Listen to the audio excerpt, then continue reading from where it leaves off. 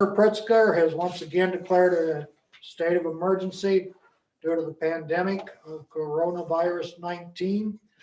Therefore, we are still allowed to have remote meetings as long as one member of the public body is physically present in the building, which I am, along with the village clerk, Anthony Mills. So we have got that part covered, and we are ready to begin. We've got Pledge of Allegiance. Let's call the meeting to order. Pledge allegiance to the flag of the United States of America, and to the republic for which it stands, one nation, under God, indivisible, with liberty and justice for all. Okay, roll call, please. Mr. Dadley, Here. Mr. Moreno, Here. Mr. Nimick, Here. Mr. Zimba, Mr. Merkel, he sent a note saying that he will not be attending tonight. Mr. Harney, Here. you have a quorum, Mr. President. Okay, we've got a quorum, we've got a meeting. So next item on the agenda is the minutes of February 1st, 2021. We have a motion to so approve. So moved, Diatley. Second, Harney. Moved by Diatley, seconded by Harney. Any corrections to the minutes of February 1st? There being no corrections to the minutes of February 1st, have a roll call, please. Mr. Dadley, Aye. Mr. Moreno, Aye. Mr. Nimick, Aye. Mr. Merkel, Mr. Harney. Aye.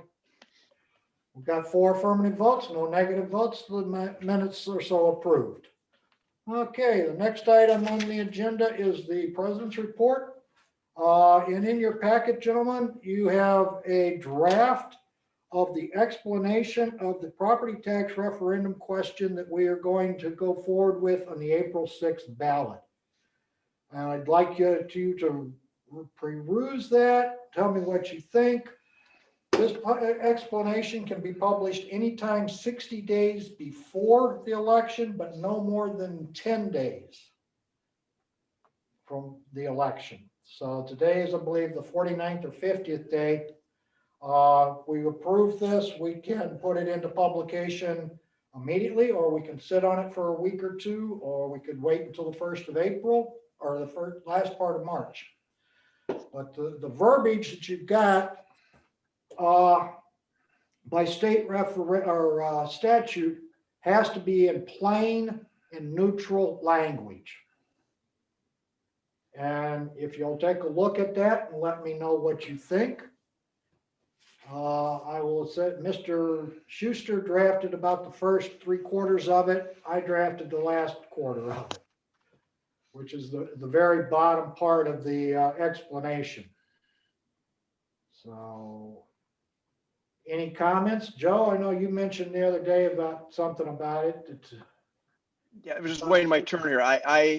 My feeling is that the condition of the economy and people working right now, that we may want to leave the last sentence and of public buildings, including roofs, windows, door siding, and HVAC units off for now and figure that one out in the future, because I just think that people might zero in on that yes, I need new windows and a roof now, but I can't afford it, and we just do the things we actually have to do. So that would be my feeling there. I just think that might be a sore spot with several residents that Just strike it there at the end of IT services. right.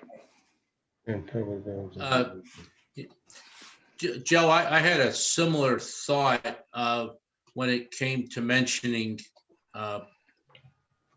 vehicles, police vehicles. But after thinking about it, I would rather have all of the potential items listed in the plain language, so that, and maybe there's another brief word added that says, something like in the future, or I wouldn't want to, my own personal preferences, I wouldn't want to leave out anything, but perhaps there's a way of adding another phrase that says, in time or as time tells or something, just I- to make it clear. I like that, or make it when such items become critical, because the roof has been Right. critical for 5 years now. I mean, Barb Detmer advised us 5, 6 years ago that the roof is just one thunderstorm away from having water pouring into the village hall or having shingles torn off. So we just keep on just hoping that the roof is not going to fail. So I don't know what that wording is, but It may be future critical improvements or, something like that. replacement, Yeah. critical replacements. Go ahead, Steve. No, I agree. I think maybe something like that, something about critical replacements as needed or something Yeah. like that. Something Yeah. of that nature. And how about a sentence, why are we asking for the tax referendum now? Because of increased costs, the insurance costs, the cost of salt has skyrocketed, the expenses of the village. And that, a simple And I- sentence included, yeah? Yeah, I agree. And Steve, I don't know if we can put this in there or not, but the reason we're here is that it's not like we can cut anymore. We've cut everything we can for the last several decades. I mean, we've run at the bare minimum for so long. So Yeah. Okay. we don't, Gentlemen, you gotta be careful here. The wording has to be neutral. Critical is Right, not but- a neutral word. Critical indicates, we got an issue. We got a problem that's immediate. We can't use, the statute says plain language and neutral. Well, that's the catch in trying to balance this thing out. We can't say vote yes, we can't say vote no. We can't strike any hot buttons. right, but like windows, I mean, multiple windows in the building don't open. But Right. do we need to replace them? Maybe not. Siding is starting to look a little iffy. Do we need to replace it? Maybe not. The roof, Well, is, I don't it's- think, I what I'm saying? don't think So, we're saying, I'm sorry, Joe, I'm talking over you. no, go ahead, because, I don't think we're saying that the explanation text means we're going to do any of the things in the explanation text. It just states that these are the common issues that face any village and any municipality. To say that in totality, I'll use the word totality. In totality, these are all the areas that capital or village assets, village funds are used to address these issues when they come up. right, So if, it all started by Joe, you mentioning maybe deleting something, and then I said, I thought about that, but I'd rather have everything in there. yeah, So if the plain text is the critical thing, I'm sorry, didn't want to use the word critical. The plain text is the actual thing we have to stand by, then I would say we leave it like this. And if we get questions, it's that, these things potentially could be looked at in the future. That's all I had. And to clarify, before we publish this, you mean publish in the newsletter? Is that how we're going to do it? This has to, the state statutes required us to publish this in a newspaper of local distribution. So we'll have to publish this in the Daily Herald Okay, sometime, before 10 days before the election. So that's where it gets published. In addition to that, do we put it in other places, like the We can put newsletter this in later on? other Or places. We can, we can do a newsletter flyer. We could do a mailing. As long as. insert it in the water bill? Yeah, all we can do is provide the facts. We cannot encourage a person to vote yes or no. We just can Right. provide the Yeah. facts. The reason I mentioned the news, I don't get the Herald, but maybe we utilize the new water bill envelope at some point, throw in a piece of Careful there, paper. because now we're using village funds to promote an election. Oh, So we gotta be very careful where we go and how we do it. It's a possibility we could put a flyer in there about information, but we gotta be careful, how we word this, how we spend the money, and where we go with it.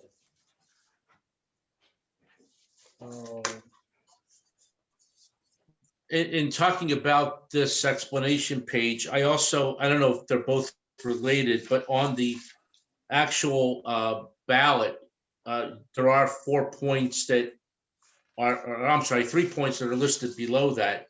Are those points included in the ballot itself then? Which points are you The talking? bottom of the ballot, the bottom of the official ballot, the number says 4, 5, and 6, and it explains how much money would be coming in, how much per $100,000. Right, property, those and go then- on the ballot, yeah, that's all being. Okay, That's Okay. all published. The big part Okay. that we're questioning is that small paragraph at the end. That's the explanation. right. In the past, we've not been allowed to put an explanation. I went through this for a couple of days and I was coming up with, all sorts of numbers and fund balances, and it was just too confusing. And the bottom line is the board decided to go with the tax referendum because of the loss of funds in our capital improvement fund. Right. As of this year, we have no money in capital improvement to move forward. And that's where I was focused on, as you said, Anthony, I wanted everything we'd spend nickels and dimes on in capital improvement. Squad cars, trucks, plows, windows, doors, roofs. I was just thinking Yeah, anything and everything, that's gonna hit us on the capital improvement fund. I'm leaning to let it go as it is, and then if obviously residents can contact us to ask us what it means, I think we're allowed to at least explain what it means, Sure. and at least it kind of covers everything, and it's our. I was in favor of it. I know most of us were, but the explanation letter. And I think the important thing is that it just helps to give facts to the referendum question. And those residents who feel it's necessary for them to read more or learn more, they're always encouraged to attend meetings. They're always encouraged to make public comments. And now they have an opportunity to read, where we as a board feel monies need to be where they have to come to do capital improvements in the future. Yeah, I would be okay with leaving it as is if we need to keep it that generic. So I'm okay with that. Joe, somebody calls you about doors or windows, have them call me. Oh, okay. Okay? All right, so we will go with that. Now, you mentioned timing about when to send it out. Right, I would rather it be sent out more closer to the time, because you send it out too early, people aren't gonna remember. What's closer? Yeah, that's the thing. Steve mentioned, what's the dates again? I believe the 25th of March is the last possible date that we can publish. I would go before that then. 1st of March? I would say March the 1st. Because first off, this is expensive. Secondly, who reads the newspapers anymore? Exactly. How much is it, Steve? It's probably gonna run us somewhere around $300 to $400 minimum to publish this. Part of it's gonna be the ballot. We've got to publish that. The explanation is the new part. In the past, we've never been able to publish the explanations. You know, it's, Early March sounds good. Yeah, I would agree. okey doke. We will move forward on that then. Okay, thank you, gentlemen. Just had another last question on the action needed. It said here, certify this ballot question to King County Clerk no later than January 28, 2021. This was copy of that was provided to you back in December and early January, Anthony. Okay, so we're, That's all just, yeah, we just been us. forwarding that through. That's already been taken care of. What we Thank have you. not done is taken it to the newspapers for publication. thank you. Okay, next item is clerk's report. Nothing tonight. Planning and Zoning Commission, no report. Attorney, no report. The engineer, we've got a permit. The engineers provided us from ComEd. Yes. And he has recommended approval of it, along with his letter that states a few caveats that they would like the contractor to follow. Any questions concerning ComEd's permit? No. I know sometimes he comments on this. It looks like some of it may be in the township as opposed to Sleepy Hollow. It is on the right of way of Bonkowski, on the south side of Bonkowski. So it's gonna be township, county. Right, so- unincorporated to the south of us. So sometimes I've noticed that in the past, he's put notes that some of this work may take place in other jurisdictions and that you need to get approval from them. I didn't see that in this review or his information. Uh,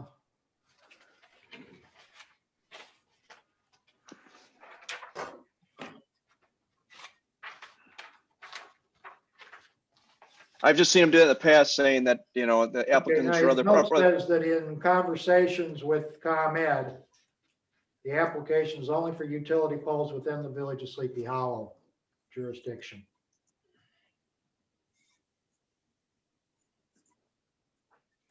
So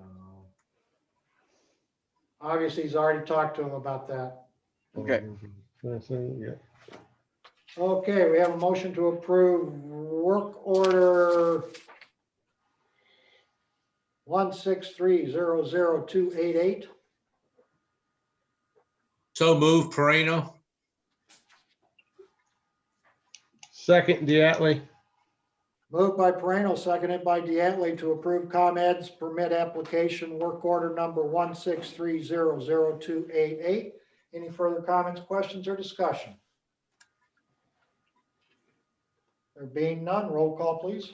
Mr. Harney, Aye. Mr. Nimitz, Aye. Mr. Moreno, Aye. Mr. Dattley. Aye. 4 affirmative votes, no negative votes, the motion so passes. Okay, just another catch up with the engineer.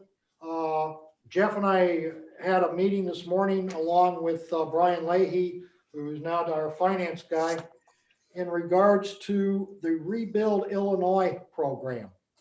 If you recall, in 2019, Governor Pritzker initiated the Rebuild Illinois program to the tune of some huge numbers.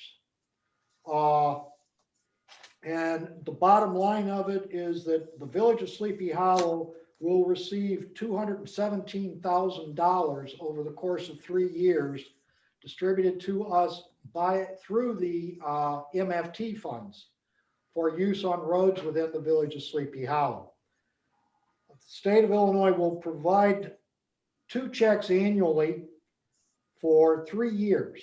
The two checks will be for Sleepy Hollow, $36,000 and change each, which will give us roughly $72,000 a year for 3 years. That's where we'll come up with a total of $217,000. In reviewing this program with Jeff and Brian, this money is going to be sent to us, as I said, in 2 payments. We've already gotten 2 of them. in May of this past year, in July of this past year, we got two $36,000 checks. The state statutes would allow us to spend those individually if we so desire.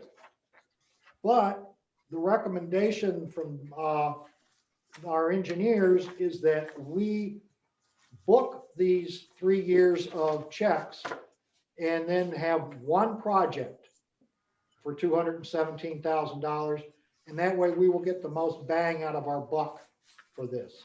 If we start trying to do, six $36,000 projects, we're going to end up spending more money on paperwork and engineering than if we just hold the money and then when we get the last payment in 2023, then just go out and do Locust Road from one end to the other, as opposed to trying to, fill the potholes with $36,000 here and $36,000 there for the next 3 years. So that, I just want to let you know, that's where we're going to be going. This is an additional funds above and beyond our MFT funds.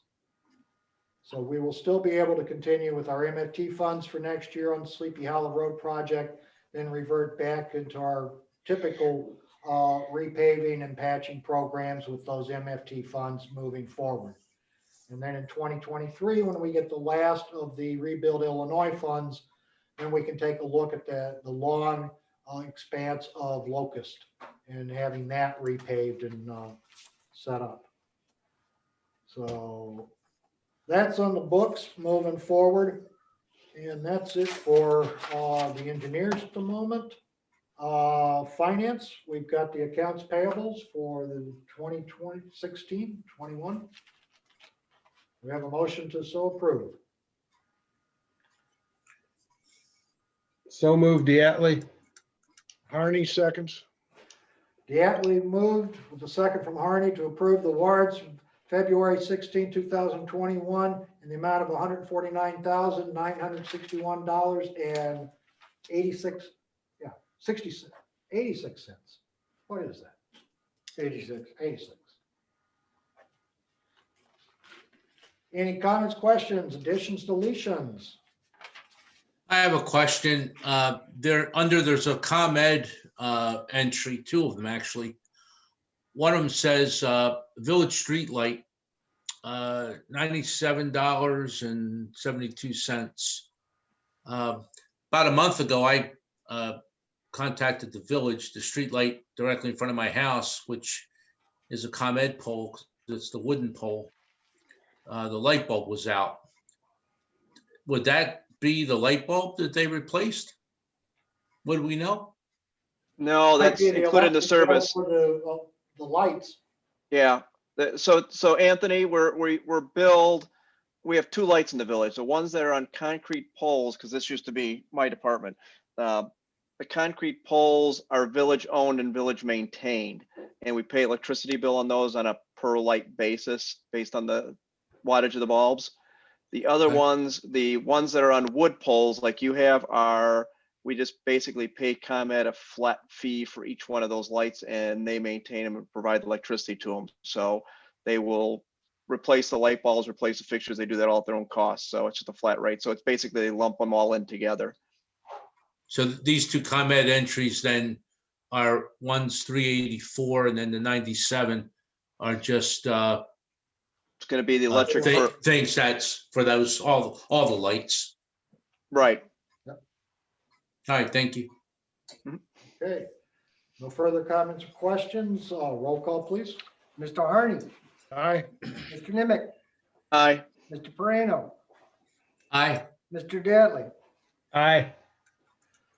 4 affirmative votes, no negative votes. The motion so passes. Okay. Comments from the public? We have none this evening. Trustee reports, roads and parks. Mr. Harney. One quick thing, I did have a phone conversation with Dave Peterson, the head of Dundee Township Park District, and this is pertaining to the future of Sabatino Park. We both mutually agreed that we would hold off on their requested meeting till after the results of the referendum come in, that'll more clearly define what options we have as a village regarding Sabatino Park. So that's just an update of where we stand with that. That's all I had to report. Okay, thank you, Ed. Finance, Don is not with us this evening. Water and sewer, Joe? Oh, I got a few things here to keep everybody updated. First of all, between the last meeting and this meeting, we had a water main break at 107 Thoroughbred. The good news is that water main there is only about 3 feet, but it was a pretty catastrophic failure. It just basically rotted out. So it's one of the mains we've had problems with. Currently, we have 2 broken valves in the older system. One is in the off position. The other one's in a half off position. Kyle's going to wait till spring to replace that just because it's easier to work. We did have 1 fire hydrant that came back as low pressure. Kyle will try and replace it next spring. If that doesn't fix the problem, we may have to loop that main. That may be the only way to get appropriate pressure to that fire hydrant. The interesting thing is the map shows it loop, but water services could not find any line. They couldn't find any valves or locate anything out there. Jeff Steele had said that it may be an error because he just basically had a line drawn on an old map, and that's how it ended up on our official map. So we'll find out more in the spring when Kyle replaces the hydrant there. Currently, Jeff Steele, Kyle, and Brian are working on a plan and cost to replace the oldest water mains. As you know, they're old, and some of them were used when they put in. They're the ones that fail the most. I mean, we could have Brian run us the numbers, but it's each water main break with water service come in is about $10,000, and we've had multiple ones in the course of a year on select water mains. Most of the time they break, they just rot away. So Jeff Steele will come up with some kind of ballpark numbers. Brian will figure out what we can do as far as financing it. It's borrowing. There's some grants out there that might be available to replace that. So we'll just at least move forward and just not kick the can down the street. The first water bills went out from the new service. I've talked to Wendy today. There's been no problems. It worked out real well for her. So that's a good news, and it should be a cost saving for us in the long run. I thought I'd give you an FYI. Based on the information, Elgin voted to have a 4% water increase over the next 4% increase in their water rates over the next 4 years. So based on that, their water rate next year will be $9.02 a gallon, $9.38 in 2023, and then $9.76 per thousand in 2024.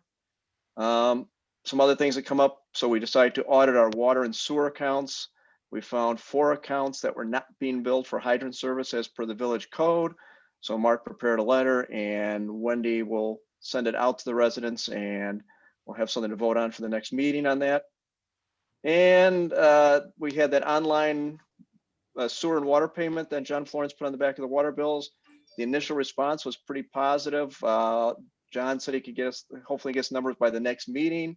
And then we'll just move forward with next budget cycle and just see if we can actually save some money by using some online billing through the same service that provides our mailed out bills. So, but I was surprised the number of residents that said that they would use it and actively want to. Matter of fact, when I talked to Sharon the other day, she said several residents have asked, especially new residents, like, how do I pay my water bill? Can I pay it online? Can I see my account online? She gets that pretty frequently. And I think the initial number we saw was if 70 people did it, that would be the break even point. So we might be able to do that and save some money in the water department. Good. That's all I have unless there's questions. No questions for Mr. Nemick. Thank you, Joe. Appreciate it. Okay, police and public safety, Mr. Diatley. Thank you. Chief has put several things in your packet that you can look at. Couple things I do want to mention is, I don't know if any of you logged into the Randall Over 90 Zoom meeting that was held the other week. I urge you to go on their website. There's a lot of information out there on different options they're looking at. A lot of things to dive into and digest. It's going to be a while, but it's always good to prepare yourself with that information. Couple of things, shout out to the chief for saving us some money on cell phones. Appreciate that. That's a good one. Police chief, if I could just ask you to speak to the frontline public safety thing for just a brief moment. Sure. Frontline is a program we use. It tracks many different things. It allows the residents to go in and put vacation watches in, overnight parking, so they don't get cited. And also has a spot for that we can check pets that are lost or found. So if you lose your cat, someone might be able to look on there and find out, hey, so-and-so has Fluffy, I can go pick him up. One of the things after a great meeting with Jeff Fleck and Trustee Perino, we wanted to make as many people aware that Frontline was out there and that they could utilize it. We're going to be putting that out on the police department's Facebook account, as well as sending it out on Ring to the people who have Ring in town. And John Florence was going to be putting that out on the village website, and then we'll be getting eventually its own little separate tab. So if anyone wants to log in, they can go in and on their own without having to call, or if it's after hours, they don't have to bother Quadcom dispatch to try and get an overnight parker, and they can log in, put their overnight parking information in, and they'll be good to go. Thank you, Chief. You're That's all for me, President Pickett. Thank you, Steve. Okay, public buildings and environment. I guess Tom isn't with us this evening, no report. Building and zoning, Anthony. Thank you. Two things.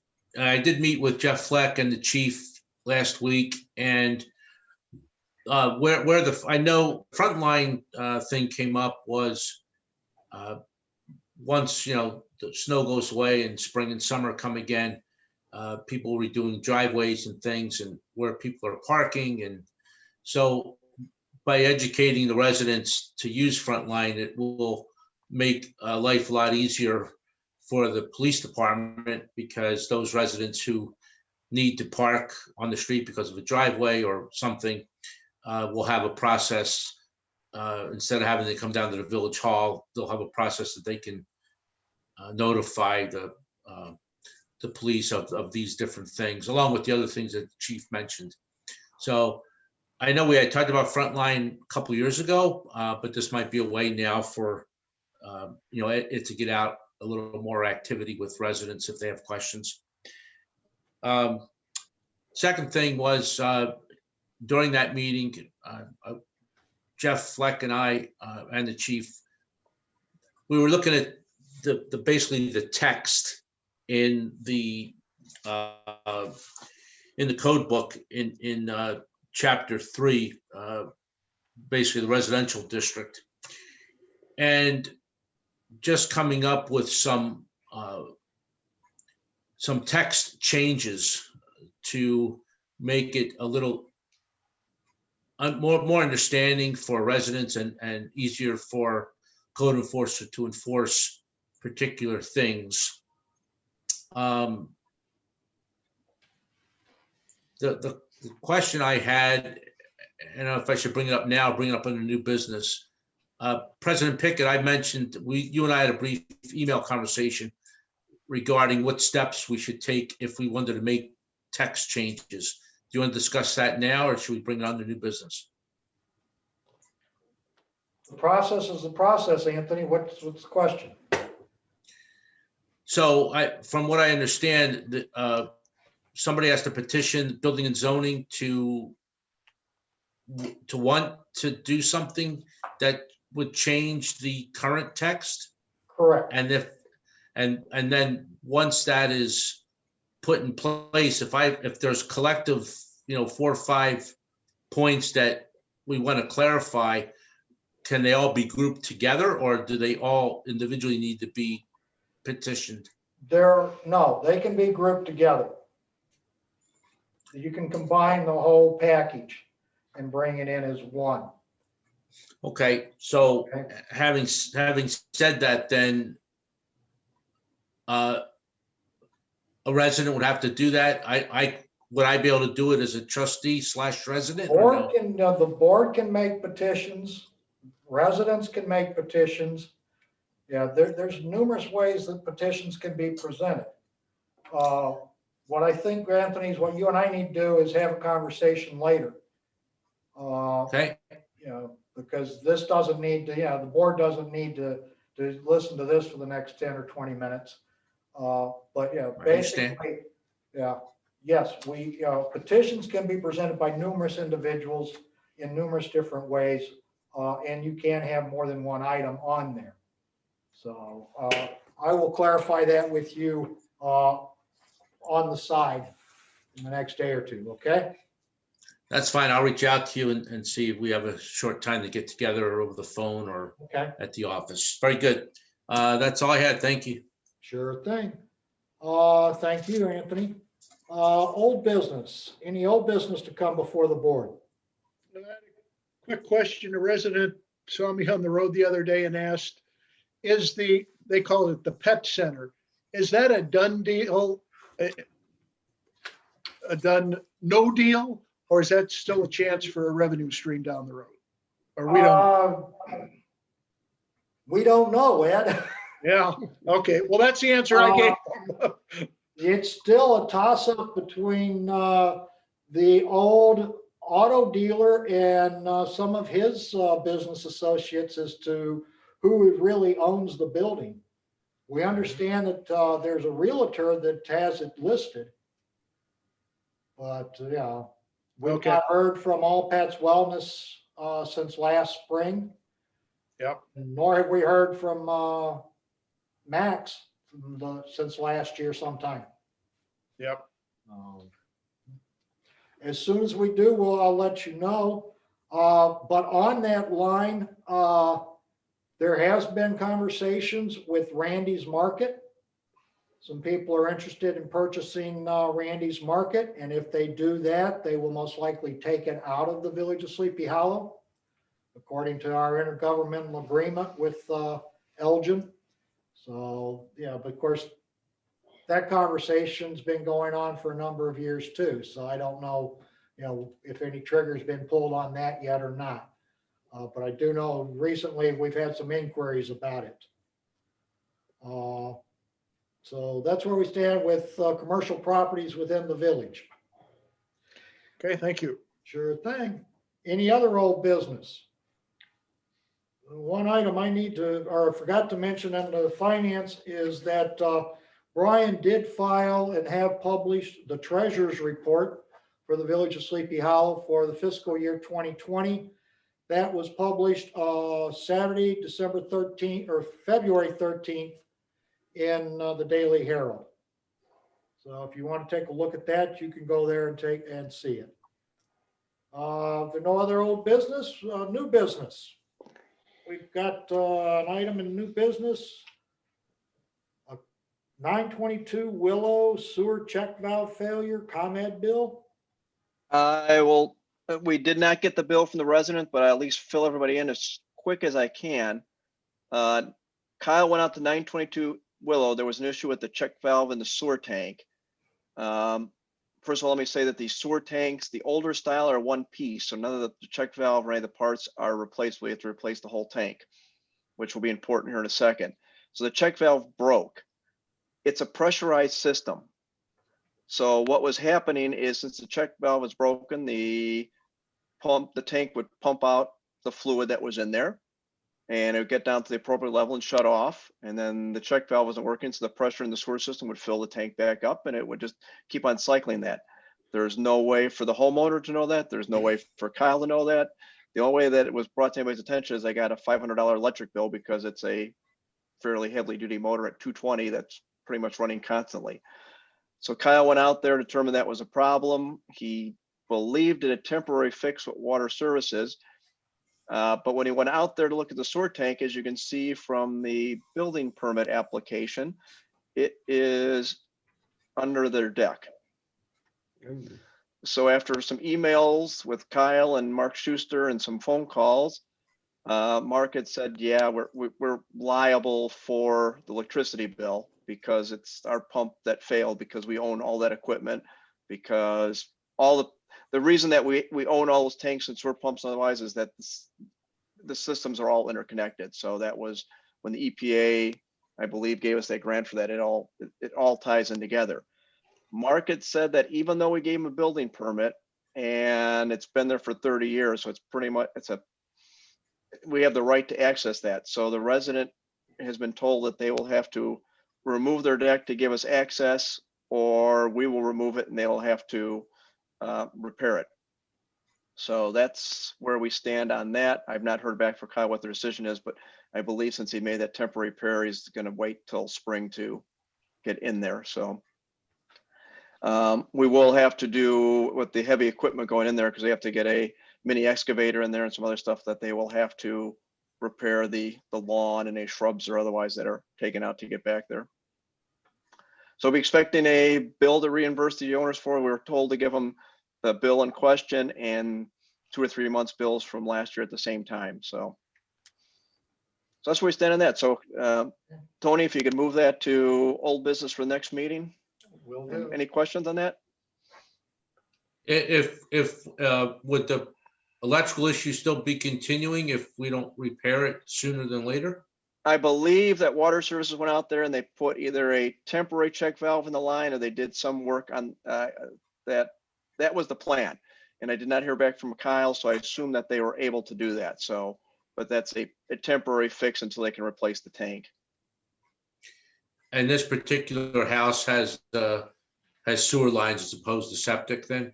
Yeah, that's on the, that's another thing too.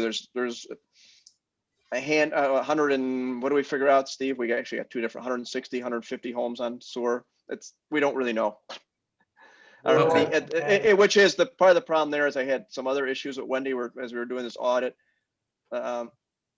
Wendy, we had a lengthy conversation. I'll summarize this way. Wendy can run the same report to say, just give me the homes on sewer and run it twice on MSI and get 2 different results. It's just a very old, complicated, poor system. So, because we had actually a house showing up on Deer Lane on the sewer system.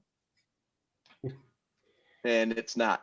And Wendy said it's like it shouldn't be. It's not coded that way. And she ran it again and it came out. So Okay, thank you. so that's it. Okay, thank you, Joe. You're welcome.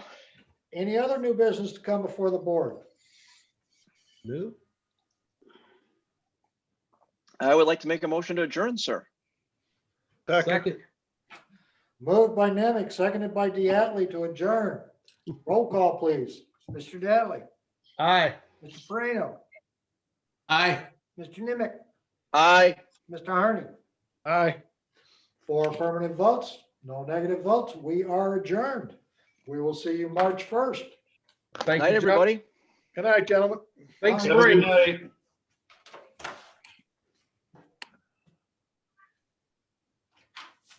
That's for tomorrow.